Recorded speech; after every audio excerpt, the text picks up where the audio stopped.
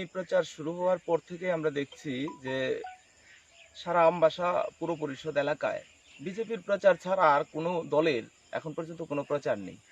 আমাদের এই প্রচার সজ্জা এত মানে আকর্ষণীয়, সারা পুর পরিষদ এলাকায় একটাই বক্তব্য যে বিজেপি ছাড়া এখানে কোনো কিছু নেই। তো যারা আসলে রাতের আধারে আমাদের প্রচার সজ্জা বিভিন্ন জায়গায় নষ্ট করছে, আপনারা দেখছেন গতকালকেই আমরা দেখেছি যে আমাদের 11 নম্বর এবং 10 নম্বর ওয়ার্ডের মাঝামাঝি নীলমোহন পালের বাড়ির কাছে বেশ কিছু প্রচার সজ্জা নষ্ট করেছে। আজকে এখানে প্রমোদ পালের বাড়ির পাশেই এখানে বেশ কিছু প্রচার সজ্জা নষ্ট করেছে এবং ওইখানে রঘু যাদবের বাড়ির পাশেও আমাদের বেশ প্রচার সজ্জা বিনষ্ট করেছে। যারা রাতের আধারে করছে, আমরা জানি যে কিছু তৃণমূলের এবং সিপিএম এর হারমাদ রাতের অন্ধকারে এখানে ঘোরাঘুরি করে, ওরাই এইগুলা করছে বলে এলাকার মানুষের বক্তব্য। এলাকার মানুষ বলছে যে রাত্র 12টার পরে 1টার পরে ওই সব হারমাদ কয়েকটা এদিকে ঘোরাফেরা করে, ওরাই এইসব করে থাকবে।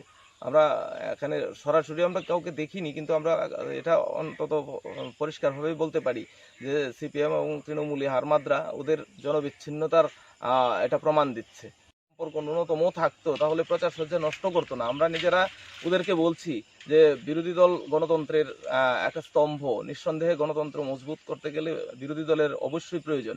আমরা ওদেরকে অলরেডি আভাস দিচ্ছি এবং বলছিও যে আসুন লড়াই করুন, জনগণের সমর্থন নিয়ে আপনারাও প্রমাণ করুন যে জনগণ আপনাদের পাশে আছে কিনা দেখুন।